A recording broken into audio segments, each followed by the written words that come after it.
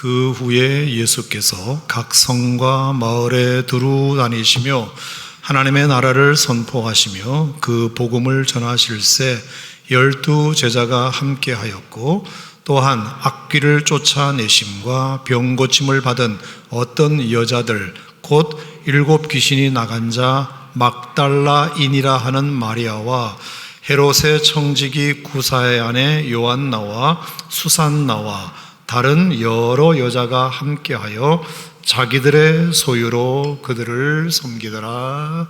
아멘. 자, 우리가 153 감사대행진 시작할 때 이런 본문표를 나눠드린 거 기억하시죠? 오늘 순서를 보니까 이제 70번째가 왔어요.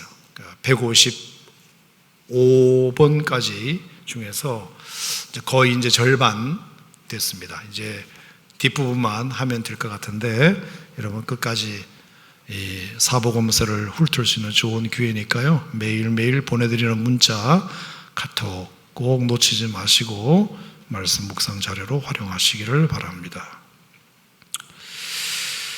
자, 오늘 이 시간에는 예수님을 따르면서 섬겼던 여인들 이야기를 좀 하겠습니다. 오늘 제 얘기를 듣다 보면 남자들은 많이 부끄러워질 것이고, 제 얘기를 듣다 보면 여성들은 어깨가 으쓱해질 텐데, 제가 그럴 생각입니다. 그러니까 오늘은 조금 여성분들이 목에 힘주고 말씀을 들으시고, 남자들은 음메기 주고 하면서 말씀을 들으시면 되겠습니다. 자, 예수님을 가까이 따르면서 예수님의 사역을 도왔던 사람들을 보면 두 그룹이 있었던 것 같아요. 두 그룹. 첫째는 남자 그룹이 있었어요. 남자 그룹. 두 번째는 여자 그룹이 있었습니다. 남자 그룹은 12명이에요. 12명. 베드로, 안드레, 야고보, 요한, 빌립, 바돌로메 등등 해서 가룟유다까지 12명의 남자 그룹이 있었습니다. 예수님의 사역을 돕고 예수님의 사역을 따르면서 하나님 말씀을 함께 전했던 남자 그룹이 예수님 주변에 있었고, 그런데 오늘 드디어 여성 그룹이 같이 이제 포함되었다는 사실을 말해주는 본문입니다. 자, 남자 그룹은 언제 했느냐면 누가복음 6장을 보시면 6장 13절부터 보시면 제자들을 부르사 그 중에서 12를 택하여 사도라 칭하셨으니, 14절에 베드로, 안드레, 야고보, 요한, 빌립, 바돌로메 쭉쭉 나오죠. 그래서 남자 그룹이 예수님을 돕기 시작한 것은 누가복음 6장이고요. 여자 그룹이 예수님을 따르면서 돕기 시작한 것이 누가복음 8장입니다. 자, 근데 재밌는 것은 누가복음 6장에서 남자들이 따르게 된 것은 예수님이 그 제자들을 부르셨기 때문에요. 그래서 남자들을 불렀어요. 마태 이리 와볼래? 바들로메 이리 와볼래? 요한 나 따를래? 이래서 예수님이 다 일일이 한 사람을 컨택해가지고 12명을 세워서 제자가 된 그룹이에요. 오늘 제가 소개해드릴 여자 그룹은 예수님이 부른 게 아니에요. 본인들이 따르겠다고, 본인들이 예수님 따라다니면서 도와드리겠다고 자발적으로 나서서 예수님의 제자처럼 되어서 끝까지 예수님을 따랐던 그런 분들입니다. 자, 여기서 굉장히 중요한 교훈이 있어요. 예수님이 정말로 뽑아서 불렀던 남자 그룹, 예수님의 12제자, 우리가 이름을 다 알고 있는 12제자 그룹은 예수님이 십자가에 달려 돌아가시는 가장 절대절명의 위기 순간에 다 도망갑니다. 다 도망가요. 예수님이 선택해서 뽑은 사람들, 너 한번 나 제자 돼볼래?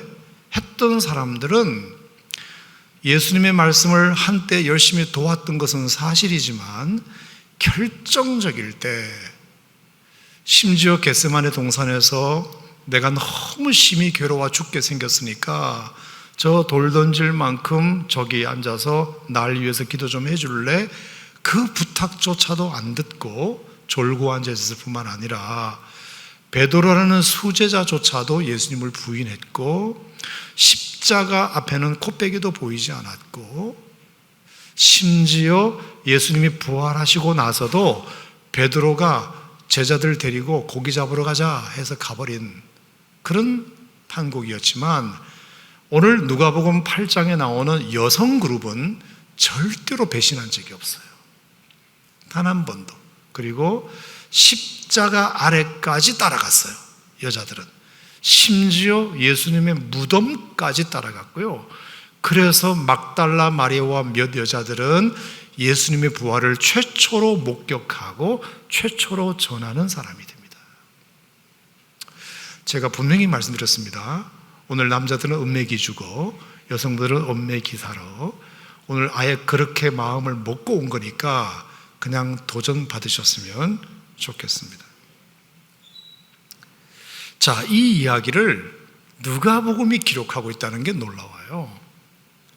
누가복음에 여성 그룹이 있었다. 예수님을 따라다니면서 예수님을 도왔던 여성 그룹의 탄생을 누가복음만 말하고 있습니다. 여러분, 누가복음을 우리가 가만히 보면은 좀 특별한 게 뭐냐면 누가복음에는 이방인들, 소외된 사람들, 여자들에 대한 관심이 되게 많아요. 원래 누가복음은 이방인들을 위한 복음서거든요. 그래서 그런지 기득권 세력보다 그렇지 못한 사람들, 사마리아인들, 그 누가복음에 보면은 뭐 이제 사마리아, 선한 사마리아인 이야기도 나오고, 어쨌든 그 당시에 소외되고 배척받았던 사람들을 이렇게 일부러 세우는 그런 복음서가 누가복음이에요. 그래서 여자 이야기도 누가복음에 많이 나와요. 예를 든다면 누가복음 1장에 침례 요한의 어머니 엘리사벳의 믿음, 1장 전체가 그 엘리사벳의 믿음 이야기고, 2장에 보면은 시므온 선지자가 오랫동안 예수님의 탄생을 기다려왔는데 시므온 선지자뿐만 아니라 안나 선지자도 있었어요. 안나 선지자. 7장에 보면은 한 여자가 예수님께 향유를 부은 사건, 8장에 보면은 12년간 혈루증 여인이 고침받은 사건, 18장에 보면 과부와 재판장 이야기가 나오고요, 21장에 보면 가난한 과부의 두 랩돈 이야기도 나오고요, 23장에 보면 십자가 밑에까지 따라간 여인 이야기, 24장에 보면 부활을 최초 목격한 여인들 이야기 등등. 사복음서를 이렇게 놓고 비교를 해보면 확실히 여성들에 대한 이야기가 누가복음에 많다. 그래서 누가복음 8장에 예수님의 제자 그룹 남자 12명 외에도 예수님의 여성 그룹이 있었다 하는 것을 분명히 누가복음은 말해주고 있습니다. 실제로도 초대교회 부흥에 여성들이 엄청 큰 역할을 합니다. 우리나라도 복음이 전해졌던 초기에 여성들이 엄청나게 많은 일들을 했습니다. 뭐 여전도회, 여선교회 이런 모임을 통해서 얼마나 우리나라 교회가 부흥하는데 혁혁한 공을 세웠는지 몰라요. 실제로 교회에는 여성들이 남성들보다 훨씬 많고 정말로 중요한 일, 허드렛 일은 여성들이 다 감당합니다. 그래서 저희 교회도 저는 오래전부터 베베라는 로마서에 나오는 여자 안수 집사님을 제가 성경 속에서 발견했기 때문에 우리 교회도 여성 안수 집사님이 필요하다.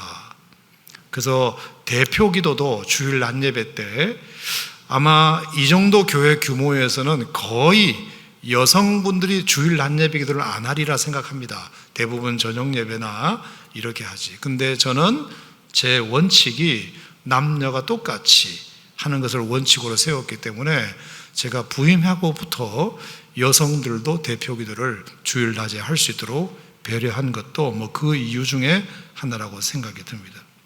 아무튼 여성들이 우리 교회에 이렇게 숫자적으로 남자보다 훨씬 많은데 우리가 기회를 남자들에게만 주고 남자만 지도자를 하고 여성들이 그렇게 하지 않는 것은 아니라는 생각이 들어서 그랬습니다. 자, 더 감사하고 존경스러운 것은 오늘 본문에 나온 대로 그 여성들의 사역 형태가 참 놀랍습니다. 너무너무 놀라워요.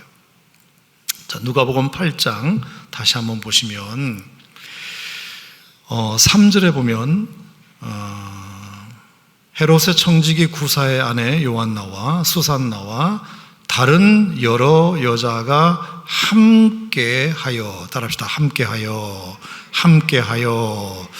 자, 이 부분이 되게 마음에 와닿았습니다. 물론 8장 1절에 보면 12제자가 함께하였고, 자, 예수님에게 사람이 필요한 이유는 일을 많이 하는 것도 중요하지만 예수님이 진짜 원하셨던 것은 나랑 같이 좀 있어줘.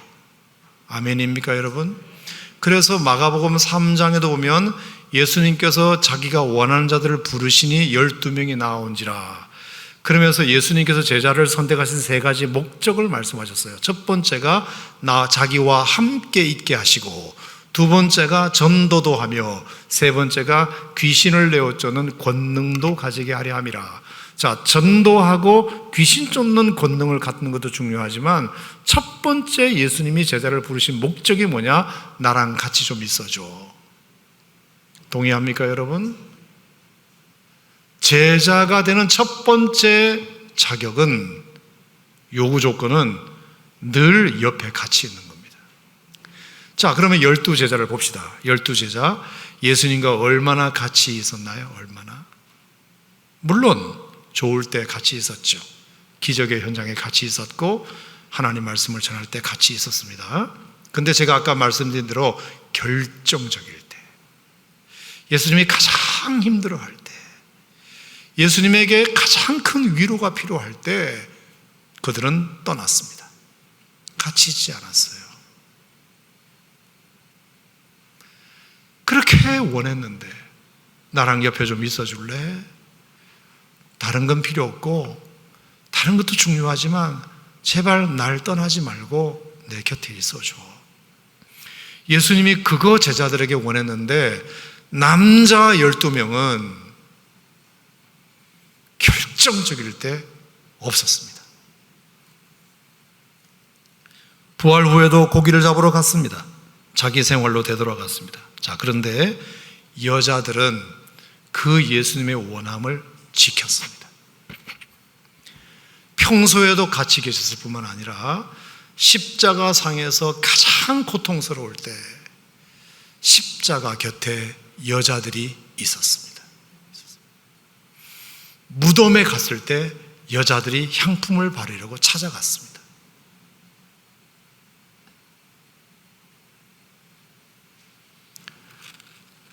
여성들의 충성심, 한결같음, 우리 남자들은 배워야 됩니다. 배워야 돼요. 어떤 경우에도 떠나지 않습니다. 여성들은 훨씬 더 충성스럽습니다. 훨씬 더 진득합니다. 찬송가 324장에 보면 예수 나를 오라 하네, 예수 나를 오라 하네. 예수님이 우리를 오라 하잖아요. 예수님이 나를 오라 하네, 예수님이 나를 오라 하네. 이유가 뭐라고 생각하십니까? 왜 예수님이 우리를 오라 하시는 거예요? 어디든지 주를 따라 주와 함께 같이 가려네.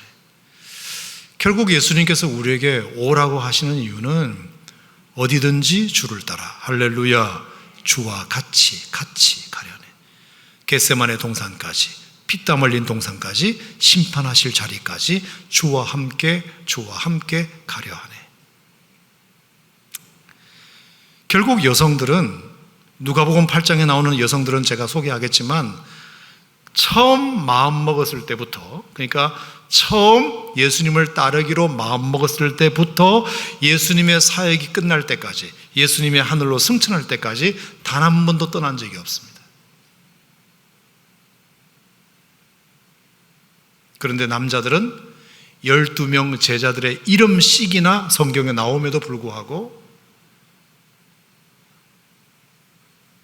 어렵다고, 힘들다고, 무섭다고, 죽을까봐 버려버립니다. 예수님을 떠나버립니다. 우리가 정말 여성들의 충성심을 존경해야 됩니다. 정말로 대단합니다. 예수님의 이름 있는 12제자 남자들은 예수님이 그렇게 원하여 택하여 불렀음에도 불구하고 그렇게 배신 때리고 도망가고 부인하고 팔아먹고, 여성들은 단 한 번도 그런 여자들이 없습니다. 자기들이 자발적으로 예수님을 따르기로 결단하고, 그리고 따르기로 마음먹었을 때부터 끝까지 한 번도 변절치 않고 그냥 끝까지.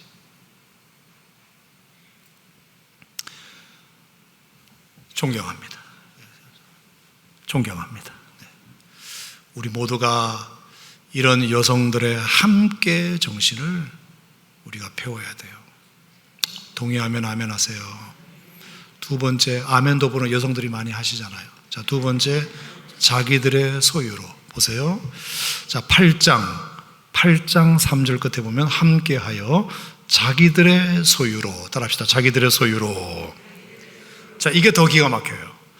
자, 돈 타다가 섬기는 게 아니고, 공금으로 섬기는 게 아니고 자기 사비로 섬겼다 이 뜻입니다.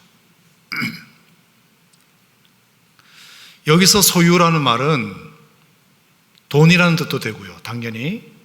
그 다음에 몸이라는 뜻도 됩니다. 자기 몸으로 섬기는 겁니다. 봉사할 거 있으면, 설거지 할 거 있으면, 하여간 뭐 할 거 있으면 열심히 가서 몸으로 때우는 겁니다. 그리고 있는 돈 하나님 앞에 아낌없이 드리면서 헌신하는 겁니다. 또 하나는 소유로라는 말은 달란트라는 뜻도 있습니다. 자기가 가진 은사, 자기 재주. 그러니까 여성들은 솜씨가 많잖아요. 할 줄 아는 것이 많잖아요. 그 솜씨로, 음식을 잘하면 음식 잘하는 솜씨로, 각양에 받은 은사와 달란트를 가지고 자기 소유로 섬기는 거예요. 내 것으로 섬기는 거예요. 내 것으로. 자기 몸으로, 자기 은사로, 자기 돈으로.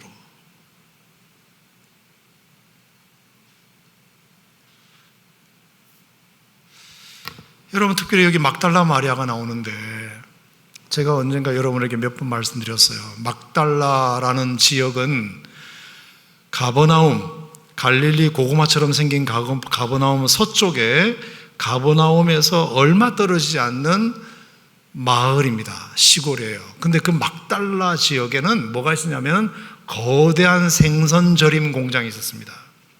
그래서 갈릴리 바다에서 고기를 잡아오면 그것을 대량으로 막달라로 가져와 가지고 생선을 소금에 넣고 절입니다.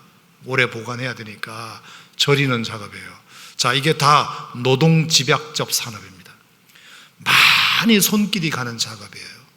그러면 거기에 분명히 막달라 마리아도 그 생선 절임 공장에서 일하여 돈을 벌었을 겁니다. 고무장갑이 제대로 있었겠습니까? 근데 하루 종일 그 소금물에 손을 담그고 생선 절임 공장에서 일해서 번 돈을 차곡차곡 모아놓은 게 자기들의 소유입니다. 어떻게 번 돈인데?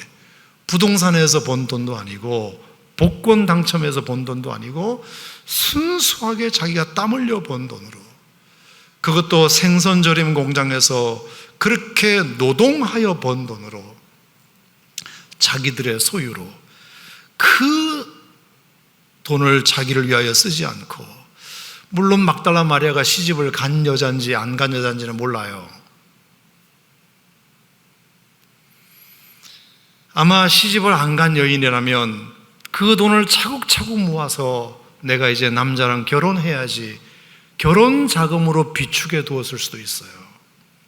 근데 어느 날 예수님을 만나고 그것을 거기다가 써버립니다. 주님을 위해서 헌신하는 일에 자기의 인생과 자기의 물질을 바칩니다. 함께 늦게, 여성들은 늘 함께. 밤이 늦으나 새벽이 일어나 비가 오나 바람이 부나 바쁘나 안 바쁘나, 그래 내가 기도할 자리, 내가 예배드리는 자리라면, 내가 목장 모임하는 자리라면, 내가 섬겨야 될 자리라면 그냥 그 자리에 늘 함께 핑계대지 않고 그렇게 섬겼던 분들이 예수님의 여성 그룹입니다. 두 번째는 공금으로 사용하지 않고 자기의 소유로 그냥 내가 있으나 없으나 내가 가지고 있는 것으로 주님을 섬기는 일에 내가 헌신해야지. 이 마음으로 섬긴 사람들이 예수님의 여성 제자 그룹입니다. 세 번째 더 놀라운 것은 8장 3절 끝에 보면 섬기더라 이런 말이 나와요. 섬기더라. 헬라어로 디아코네오입니다. 디아코네오. 여기에 섬기더라는 이 디아코네오라는 말은 봉사하다, 섬기다, 시중들다 그런 뜻입니다. 죄송한데요, 예를 들면 섬겼다는 말은 밥 차려주는 것도 포함됩니다. 필요한 물건을 옆에서 챙겨주는 것도 포함됩니다.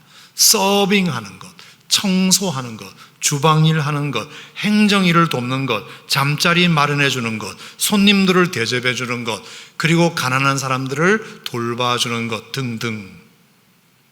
이게 디아코네오입니다. 예수님의 남자 제자들은 뭘 했느냐 하면은 전파하는 일을 했습니다. 케루소, 유앙겔리조, 하나님 말씀을, 예수님의 말씀을 전하는 일을 했습니다. 그러면 예수님의 말씀을 전했던 12제자 남자 그룹은 저처럼 마이크 잡고 막 떠들어댔기 때문에 사람들이 알아줍니다. 드러납니다. 아멘 아멘 해줍니다. 알아주는 일이에요. 드러나는 일이에요. 근데 여인들의 섬김은 디아코네오입니다. 마이크 잡고 떠드는 것이 아니라 이렇게 주변을 청소해 놓고 주방하고 밑에서 식당 일하고 필요한 것 갖다 놓고 물 갖다 놓고 이렇게 하는 겁니다.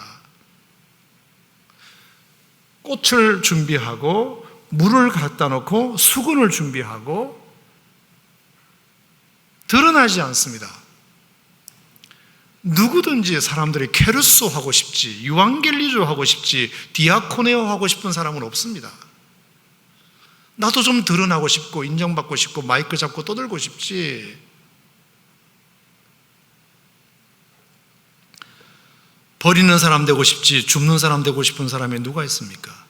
누리고 싶은 사람 되고 싶지 받드는 사람 되고 싶은 사람이 누가 있습니까? 대접받는 사람 되고 싶지 차려내는 사람 되고 싶은 사람이 누가 있습니까? 그런데 오늘 이 예수님의 제자들 중에 여성 그룹들은 섬기는 일을 마다하지 않았다. 12명의 남자 제자들이 케루소, 유앙겔리조 하도록 적극적으로 옆에서 필요한 것들을 갖다 댔다. 여러분, 그러니까 우리는 절대로 그런 분들, 디아코네오 하시는 분들의 중요성을 잊어버리면 안 됩니다. 알아줘야 됩니다. 알아줘야 됩니다. 우리라도. 여러분, 동방술래단의 그 책에 보면 레오라는 그 종 이야기가 있죠. 그 레오라는 그 사람이 동방술래단, 성지순례를 가는 그룹들을 이제 옆에서 서브하는 종이었는데, 뭐 잠자리 같은 거 마련하고, 지금으로 말하면 호텔 예약해주고, 여관방 마련해주고, 식사 챙겨주고, 늘 식사 간식 챙겨주고, 힘드니까 물 갖다 주고, 그리고 분위기가 다운될 것 같으면 재밌는 얘기해서 막 분위기 살려주고, 분위기 메이커. 그게 동방술래단의 레오라는 종의 역할이었어요. 근데 사람들은 그 성지순례 자체가 너무 힘들기 때문에 레오가 그렇게 옆에서 도와줌으로 말미암아 성지순례를 잘하고 있다는 것을 잊어먹었어요. 자기들도 너무 힘드니까. 그래서 레오의 큰 역할에 큰 인식이 없었습니다. 근데 갑자기 레오가 영문 모를 실종을 당하는 사건이 생깁니다. 레오가 갑자기 성지순례단에서 빠지게 된 겁니다. 그러니까 갑자기 이 성지순례 단원들이 레오가 했던 역할을 이제 스스로 알아서 해야 됩니다. 여관방도 자기들이 알아봐야 되고, 식사도 자기들이 이제 만들어 먹어야 되고, 옷 빨아주는 사람도 없고, 분위기 메이커도 없고, 기분 처졌을 때 어느 누구도 재밌게 해주는 사람이 한 사람도 없고, 그러니까 갑자기 그 성지순례 단원들 중에서 사소한 다툼이 일어나게 됩니다. 자꾸 별거 아닌 것 같고 싸우게 되고 갈등이 생기게 되고, 그래서 성지순례가 중단돼 버렸대요. 이게 동방순례단에 나오는 얘기예요. 성지순례가 중단된 거예요. 그래서 사람들이 생각했어요. 아니, 왜 우리가 성지순례를 잘 하다가 왜 이렇게 서로 싸우게 됐지? 우리가 성지순례를 결국 중단하게까지 됐지? 라고 생각을 해보니까, 우리가 언제부터 이렇게 분위기가 험악해졌지? 생각해 보니까 레오가 실종된 이후부터, 레오가 우리에게 없을 때부터. 레오가 있었을 때는 레오의 중요성을 몰랐다가 레오가 없어지니까 레오가 중요하다는 것을 그때 안 겁니다. 그래서 그 동방순례단의 단원들이 하나같이 했던 말이 뭐냐면, 레오가 진정한 우리의 리더였구나. 우리가 내일 모레 이제 교회 일꾼을 세우게 되는데요, 제가 좀 걱정이 됩니다. 제가 누구한테 뭐 얘기했던 건 아닌데, 혹시 이렇게 뭐 안수집사, 장로, 뭐 권사 이렇게 세워가지고 교회를 더 그 직분 때문에 섬기겠다는 사람들이 많아지면 그보다 좋은 게 어디 있습니까? 섬겨야 할 사람들을 더 많이 세우는 것은 교회의 축복이고 축제죠. 근데 섬김을 받을 사람들이 더 많이 세워지는 건 아닌가 걱정이 됩니다. 아, 나 이제 뭐 됐으니까 섬김 좀 받아야 되겠네, 이럴까 봐 걱정됩니다.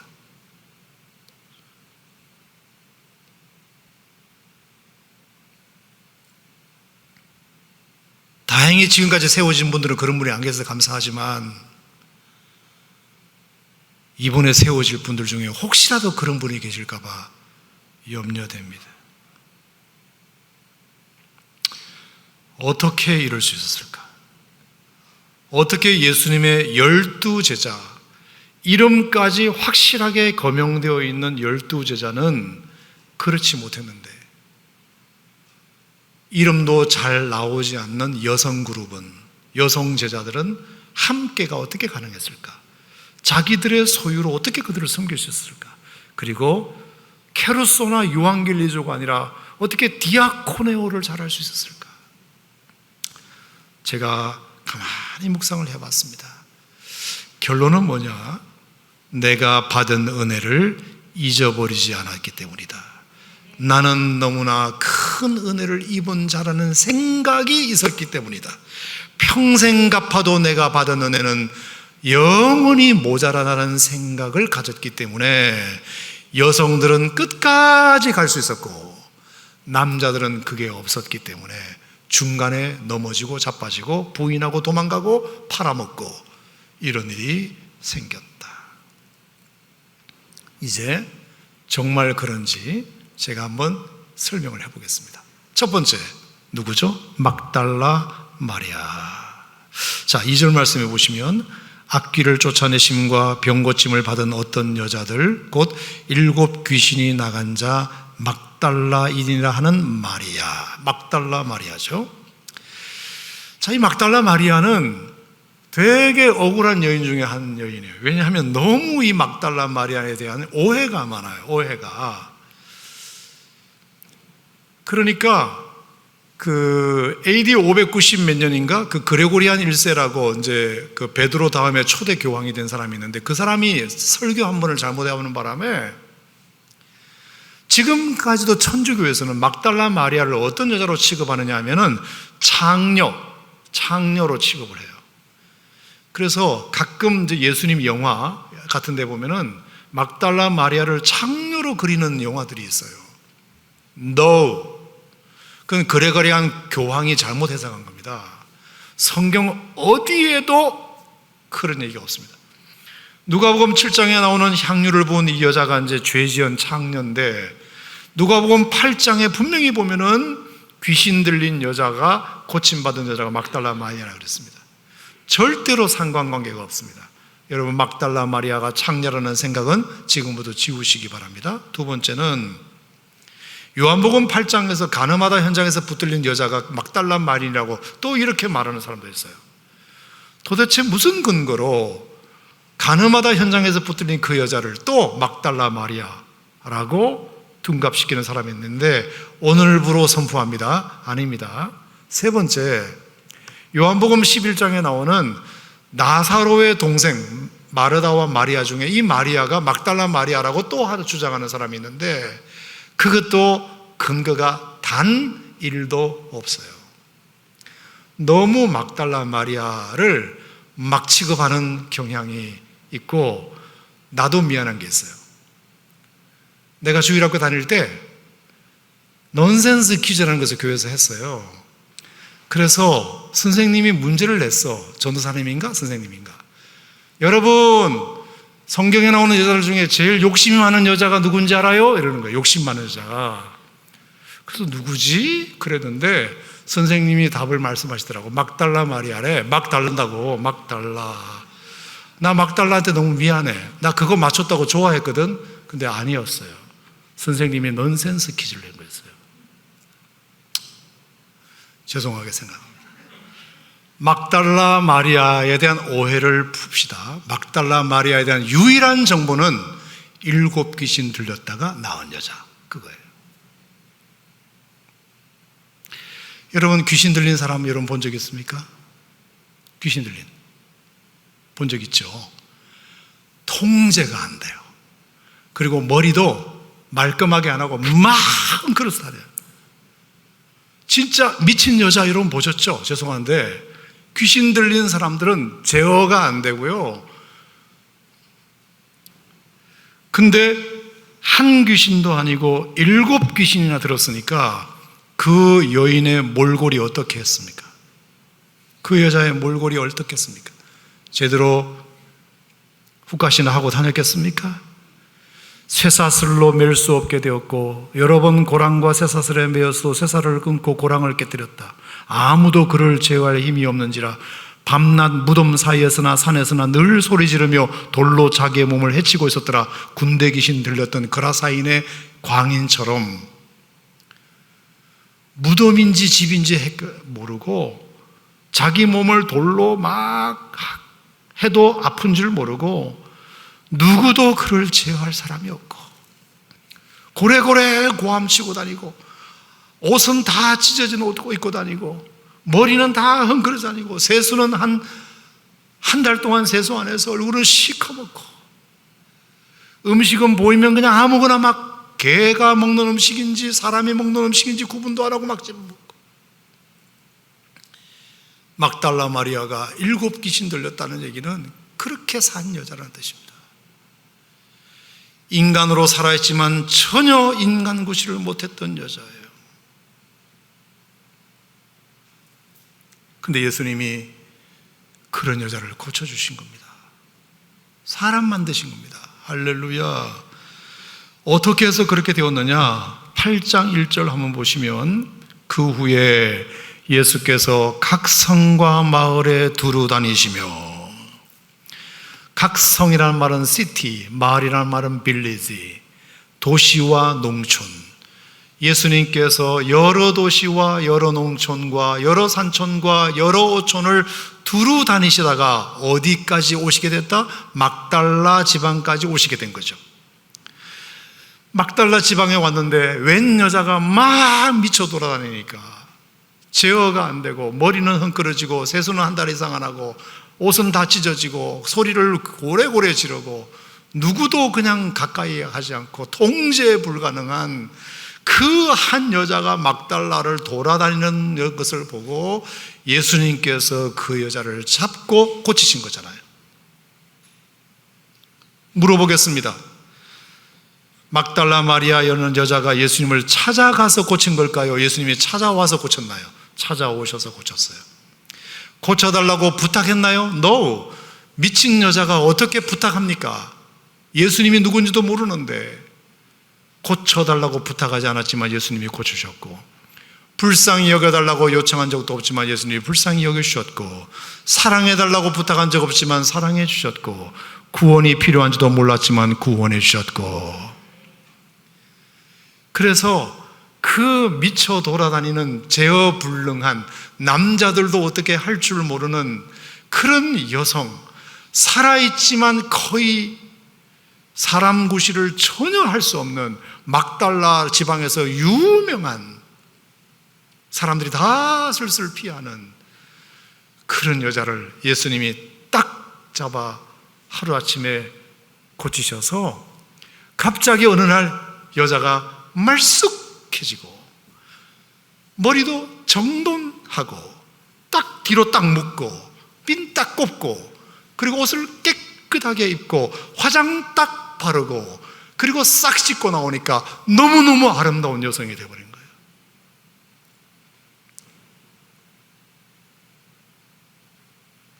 그리고 구리부 싹 해서 이렇게 머리 한번 쫙 올리고 이렇게 하면 너무너무 아름다운 여성이 된 거죠. 자, 그러면 자기가 과거에 어땠는지를 아니까 이 막달라 마리아가 예수님이 얼마나 고맙겠습니까? 자, 그러면 고마우면 표현하는 것이 있어요. 첫 번째, 식사 대접. 예수님이 이렇게 고마운데 내가 뭘 해드릴까? 좋은 데 가서 식사 대접 한 끼 해드렸으면 좋겠다, 물론 생각할 수 있죠. 두 번째는 사례비를 좀 드리는 것. 그래서 50만 원이든 100만 원이든 받은 은혜가 감사해서 드리는 방법. 근데 막달라 마리아는 식사 대접으로 이게 될 게 아니야. 50만 원, 100만 원 사례비 부려서 될 게 아니야. 나 이제 저분을 위해서 평생 내 몸을 드릴 거야.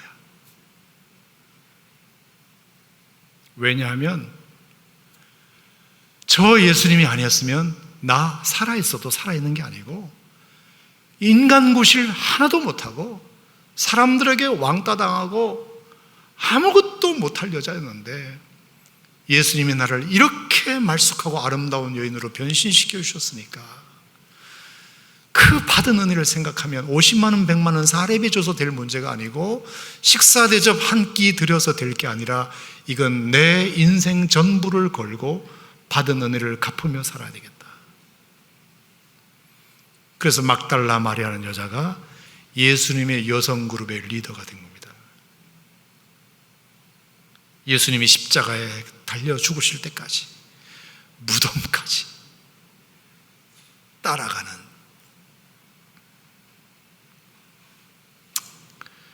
어차피 예수님을 만나지 않았다면 나는 미친 여자로 살다가 죽을 목숨인데 예수님 만나서 내가 이렇게 큰 은혜를 입었으니 내가 어떻게 대충 돈 100만 원 드리고 식사 한번 대접하고 선물 하나 드리고 끝낼 수 있겠냐.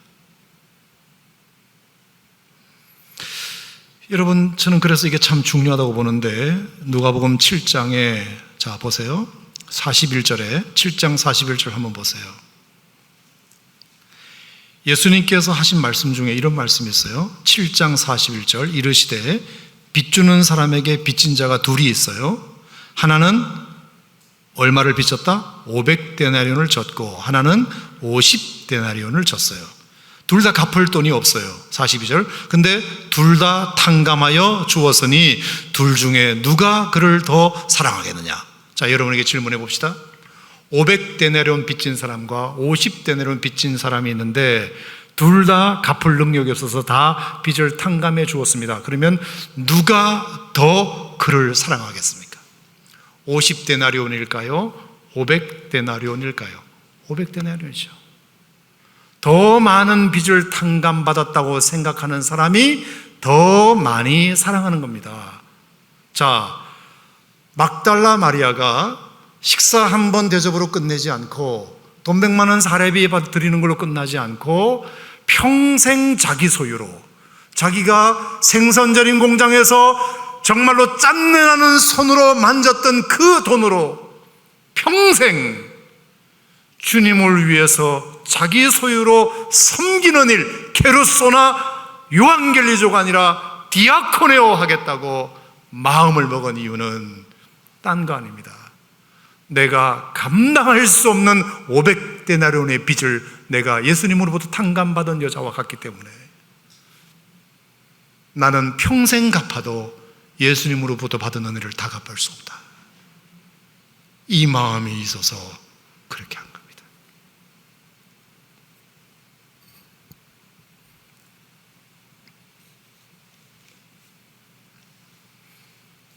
대충 할 수가 없어요. 많이 은혜를 입었다고 여기는 사람일수록 많이 하게 되어 있습니다. 그리고 많이 은혜를 입은 사람일수록 소리 없이 하게 되어 있습니다. 많이 은혜를 입은 사람이라고 생각할수록 굳은 일도 마다하지 않습니다. 많이 은혜를 입었다고 생각하는 사람일수록 오래 그 사역을 합니다. 많이 은혜를 입었다는 사람일수록 요구하는 것이 없습니다. 근데 은혜 입은 것이 별로 생각이 안 나는 사람은 하긴 하는데 적게 합니다. 되도록이면 적게 하려고 합니다. 어떻게든지 놀라고 합니다. 그리고 소리가 큽니다. 아, 나는 이런 거 했는데 소리가 커집니다. 그리고 뽐나는 일만 하려고 합니다. 사람들에게 드러나는 일만 하려고 합니다. 알아주는 일만 하려고 합니다.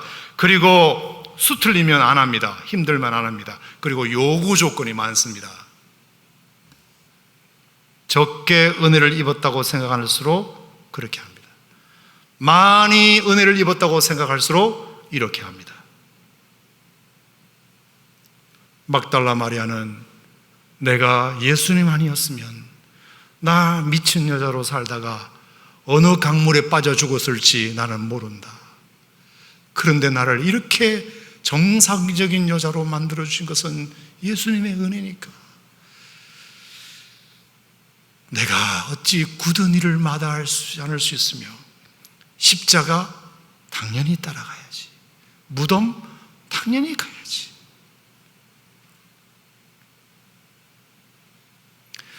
제가 막달라 마리아를 연구하면서 또 놀라운 사실은 막달라 마리아가 사도행전 1장까지 나오는데요. 1장까지 마가다락방에 120명 성도들이 모여서 성령 받을 때 여자들이 거기 있었다고 보니까 막달라 마리아가 거기 있었다고 봅니다, 저는. 근데 그 이후로 막달라 마리아는 영원히 성경에서 등장하지 않습니다.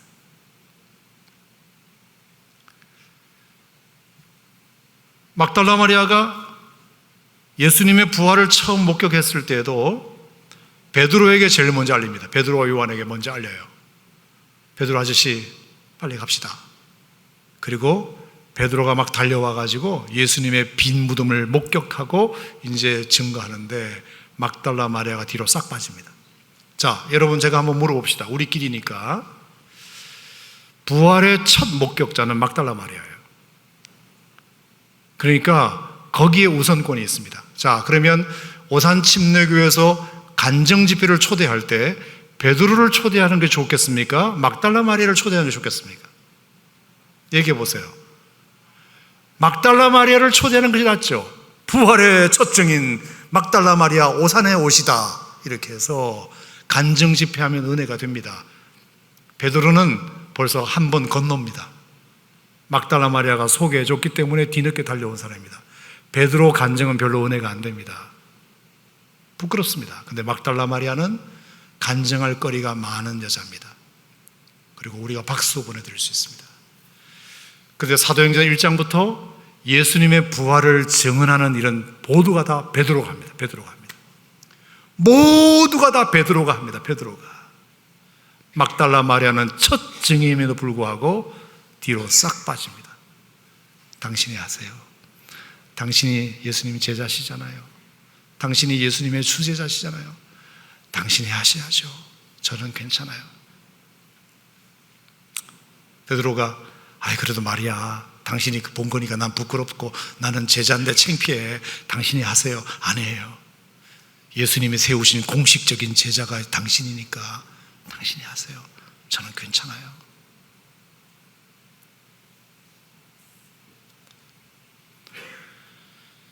그래서 부활의 첫 증인의 역사상 유일한 인물임에도 불구하고 자기 티내지 않고 그냥 싹 사라집니다.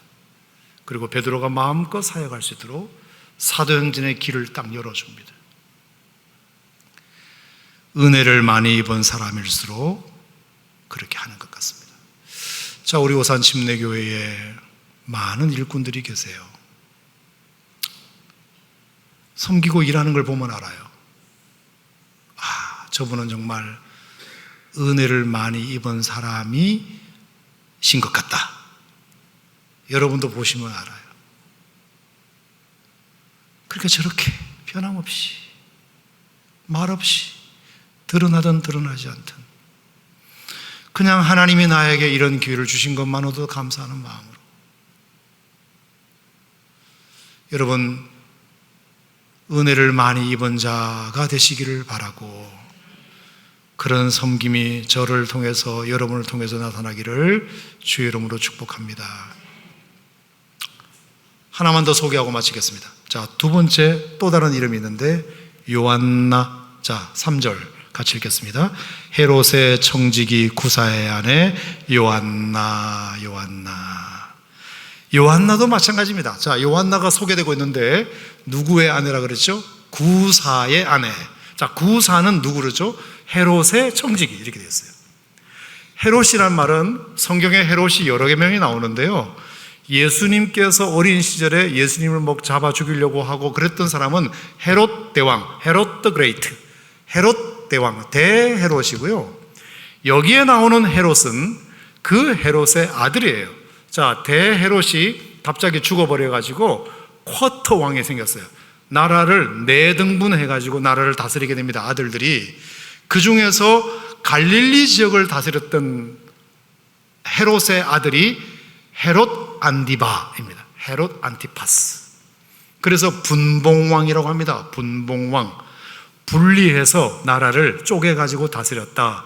원래는 아버지가 다 다스렸는데 아버지가 돌아가시는 바람에 4조각을 나눠가지고 다스렸는데 갈릴리 지역을 다스린 왕이 분봉왕 헤롯 안디바입니다. 자, 여기 나오는 헤롯 청지기, 헤롯은 헤롯 안디바입니다. 자, 그러면 청지기는 뭘까요? 청지기 하면 이게 뭐냐면은 재무부 장관입니다. 기획재정부 장관입니다. 나라 살림을 감당하는 사람입니다. 헤롯 안디바의 재무부 장관 구사의 아내 요한나. 자, 여기까지 여러분 어떻게 생각하세요? 이상하다. 내가 목사님들로부터 배우기로는 헤롯 안디바가 그렇게 예수님을 싫어했다는 걸 알거든요. 헤롯 안디바가 예수님을 그렇게 싫어했습니다.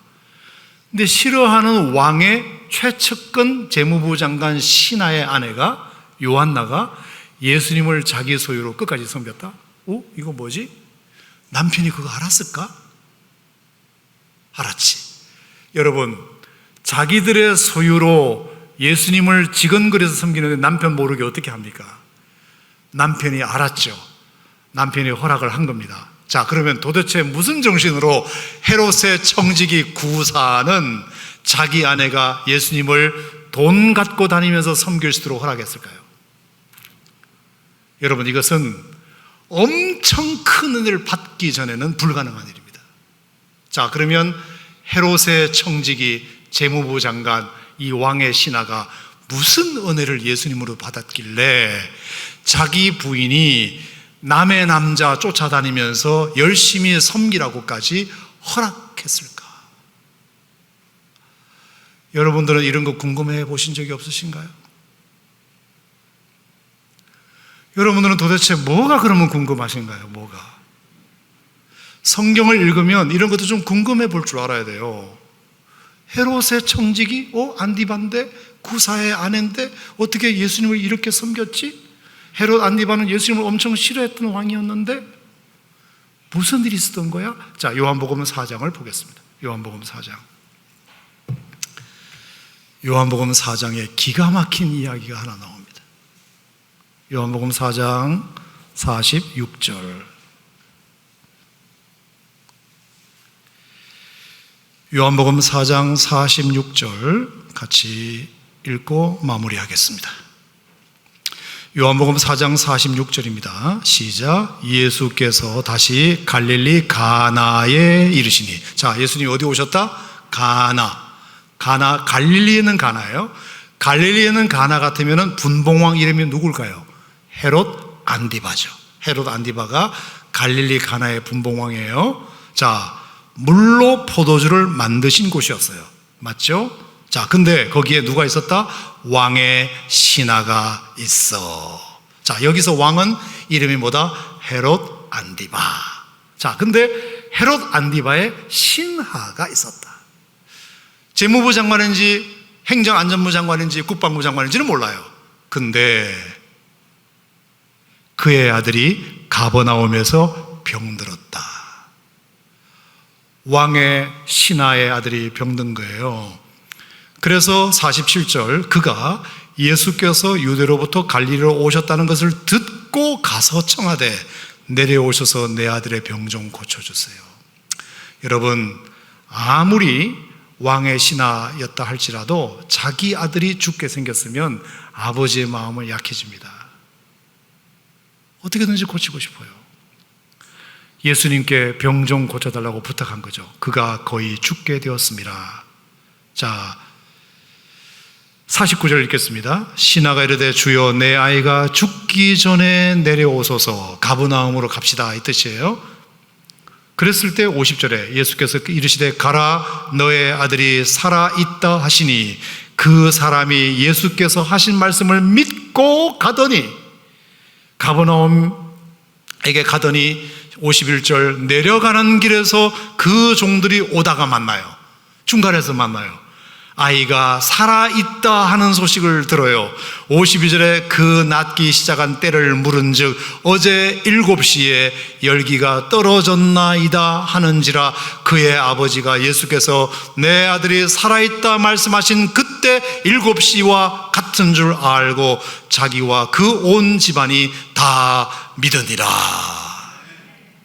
왕의 신하의 아들이 병 고침 받고 자기와 온 식구가 다 예수를 믿게 됩니다. 자, 여기서 말하는 왕의 신하가 누굴까? 헤롯 안디바의 신하인 건 분명한데 누굴까요? 많은 성경학자들이 구사 36, 구사 재무부 장관, 그래서 구구단을 잘하는 구사의 가족이 예수를 믿게 됐다. 자, 만약에 이것이 사실이라면 나 같으면 내가 94, 36이라면 여보, 우리 예수님을 위해서 뭘 해야 되지 않아? 내 아들 그 좋다는 병원에 다 데리고 가도 고침 못 받았는데 저 예수님 때문에 내 아들 살았잖아. 나는 헤롯 안디바의 신하기 때문에 나는 드러내놓고 못해. 여보 알지? 내가 여보는 가서 예수님 돕도록 내가 허락할 테니까 필요한 돈은 내가 다 대줄 테니까 예수님이 뭐 필요하다면 다 얘기해. 예수님 옷이 필요하면 내가 옷을 사드릴 것이고 예수님 호텔 잡아야 되면 호텔 잡아드릴 것이고 예수님이 뭐 전도비가 필요하면 전도비를 내가 후원할 것이고 다 할 테니까 여보는 이제 나 신경 쓰지 말고 예수님 가서 도와드려. 예수님은 도와주면 되죠.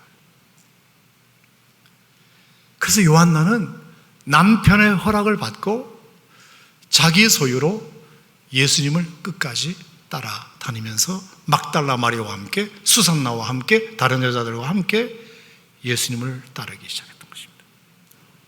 자, 이 두 이야기의 공통점은 뭐냐면 많은 은혜를 받은 사람이에요. 예수님이 아니면 내 아들 죽었을 텐데 내 아들 살려준 생명의 은인이라면 내가 밥 한 끼 대접해서 될 일이 아니다. 돈 100만 원 사렙이 된다고 되는 게 아니라 내가 평생 주님을 위해서 그분을 도와드려야 되겠다. 막달라 마리아도 요한 나도. 그래서 여자들은 한 번도 배신하지 않고 십자가까지 무덤에까지 달려가. 여러분, 이게 수산나라고 나오는데요, 수산나는 성경에 정보가 하나도 없어요. 그래서 제가 설명을 못 드리겠어요. 하지만 우리가 예측컨대 수산나도 뭔가 큰 은혜를 입은 여자이면 분명합니다. 자, 결론 내리겠습니다. 누가복음 6장에 예수님의 남자 12그룹, 12제자가 있었습니다. 누가복음 8장에 예수님의 여자 그룹이 있었습니다. 공식적인 제자로 임명받은 그룹이고, 여기는 비공식적 그룹이에요. 임명받지도 못했고 예수님이 부른 것도 아니고 그냥 자기들이 자발적으로 내가 은혜를 많이 받았으니까 내가 주님을 위해서 평생 내가 그렇게 섬기리라, 케루소 유앙겔리조 하지 않아도 그냥 디아코네오 시중 들고 설거지하고 잠자리 제공해드리고 밥 해드리고 옷 빨아드리고 뭐 이렇게 필요한 거 옆에서 좀 챙겨드리고, 그렇게만 해도 나는 좋아. 내가 예수님을 따라다닐 수만 있다면, 이 은혜를 갚을 수만 있다면 나는 어디라도 좋아. 이 마음으로 섬겼던 여성 그룹이 있었기 때문에 예수님의 사역이 외롭지 않았고, 십자가 앞에서도 외롭지 않았고, 심지어 무덤에까지 예수님의 그 여인들이 찾아와 부활의 자기 모습을 남자에게 먼저 보인 것이 아니라 여자에게 먼저 보였습니다. 내가 부활했다고.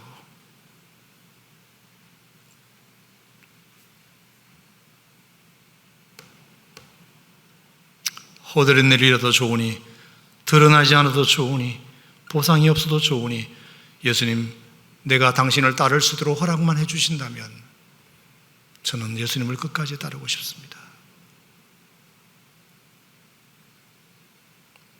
어떻게 일이 가능했다고요? 받은 은혜가 너무 컸다는 생각 때문에. 나는 너무 큰 은혜를 받았다. 너무 큰 은혜를 받았으니까 내가 그냥 한두 번 섬기고 말 일이 아니다. 자, 우리가 이제 예수님을 따르기로 마음먹은 여기 계신 모든 분들, 우리는 다 예수님의 제자인데 여러분들은 어떤 은혜를 예수님으로 받으셨나요? 억만죄악에서 여러분들을 십자가에서 건져주시고 해방시켜 주셔서 나의 누구도 해결할 수 없는 죄의 문제를 해결해 주신 그 은혜만으로도 우리는 감당할 수 없는 은혜를 이미 받은 거라고 생각하는데, 동의하시면 아멘 하시기 바랍니다. 죄의 노예였던 나를 하나님의 자녀로 만들어주시고, 죄인이었던 나를 의인 되게 하시고, 영문 밖에 있던 나를 영문 안으로 들어오게 하셔서 하나님의 자녀로 당신의 백성으로 삼아주시고, 천국 백성으로 삼아주시고, 내 인생의 주인 되어주시고, 나를 당신의 아들, 딸로 삼아주신 그 은혜만으로도 저는 감당할 수 없는 은혜를 받았다고 생각하는데, 동의하시면 아멘 하세요. 예. 그것만으로도 우리는 충분히 이 여인들처럼 예수님을 따를 만한 이유가 넘치고도 넘치지 않을까 생각합니다. 무엇을 더 원하세요? 뭐가 더 필요하세요?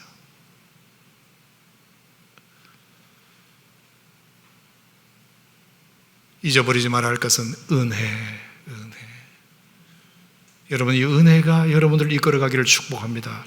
주님 부르시는 그날까지, 신앙생활을 그만둘 때까지 이 은혜가 사라지면 아무것도 아닙니다. 은혜가 늘 여러분의 마음속에 넘쳐야 내가 뭘 해도 기쁘고, 뭘 드려도 아깝지 않고, 뭘 해도 피곤하지 않고, 하는 것마다 재밌고, 할렐루야, 기회 주신 것이 감사하고. 우리가 그 마음을 잃어버리면 절대로 사역할 자격이 없고, 사역의 기쁨도 없고, 보람도 없다. 여기 서 있는 김종훈 목사 역시도 풀타임 목회자로 부름받은 이상 가장 갈등이 그 갈등입니다.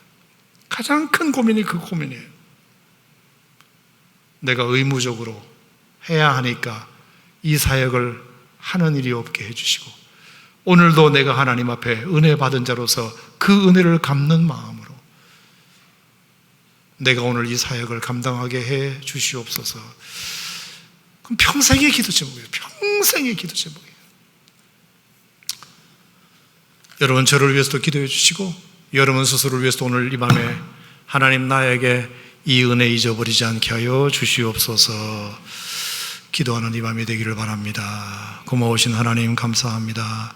오늘 주신 말씀 마음에 새겨서 날마다 그 은혜 내 마음에 영원히 나를 붙들고 가는 힘이 되는 은혜가 있게 하여 주시옵소서.